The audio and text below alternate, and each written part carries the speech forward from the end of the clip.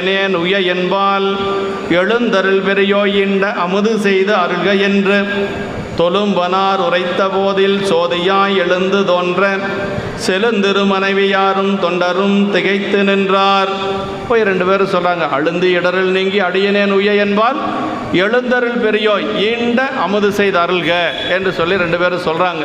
சாமி, நாங்கள் அழுந்தியுள்ள இடரினின்றும் துன்பத்திலிருந்து நீங்கி உய்யும் பொருட்டாக என்பால் கருணை கூர்ந்து எழுந்தருளிய பெரியோரே, நீங்கள் வந்ததே பெரிய ஒரு கருணை, வந்தது ரொம்ப வறுமையில் வந்திருக்கிறார், ஆனாலும் கூட நீங்கள் இங்கே எழுந்தருள் செய்தது எங்கள் மீது கொண்ட ஒரு கருணை, அதனால் பெரியோரே நீங்கள் அமுது செய்து அருளுக என்று அடித்தொண்டு பூண்ட நாயனார் சொன்ன போது, இது ரொம்ப முக்கியங்க.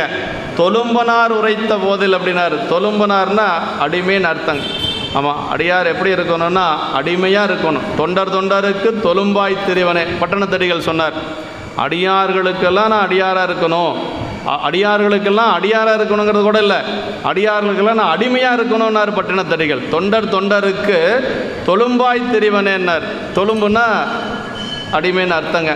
இங்கே அதாவது தொழும்பனார் உரைத்த போதில், இப்போ நாயனார் எப்படி இருக்கிறாரு? ஒரு அடிமையாக இருக்கிறார். அப்படி அவர் உரைத்த போதில் என்னானார்? சோதியாய் எழுந்து தோன்ற. அது வரைக்கும் அந்த இடத்துல அவர் படுத்திருக்கிறது மட்டும்தான் தெரியுது. இப்போ அவரை காணோம், ஆனால் சோதி பிளம்பா காட்சி கொடுக்கிறார். சோதியாய் எழுந்து தோன்ற செழுந்திரு மனைவியாரும் தொண்டரும் திகைத்து நின்றார். அது வரைக்கும் வந்தது சாமின்னு அவங்களுக்கு தெரியாது. ஒரு அடியார் வந்திருக்கிறார் அப்படிங்கிற அளவுக்கு மட்டும்தான் அவங்களுக்கு தெரியும். அந்த ஜோதி பிளம்பு தோன்றின உடனே மனைவியாரும் அடியாரும் தொண்டரும் நாயனாரும் திகைத்து நின்றார்கள் என்று சொல்லி சேக்கிழார் இந்த இடத்துல, அந்த இடத்துல என்ன நடக்குதுன்னு அவங்களுக்கு தெரியலை. அதான் அழுந்தி இடர் அப்படின்னா அதாவது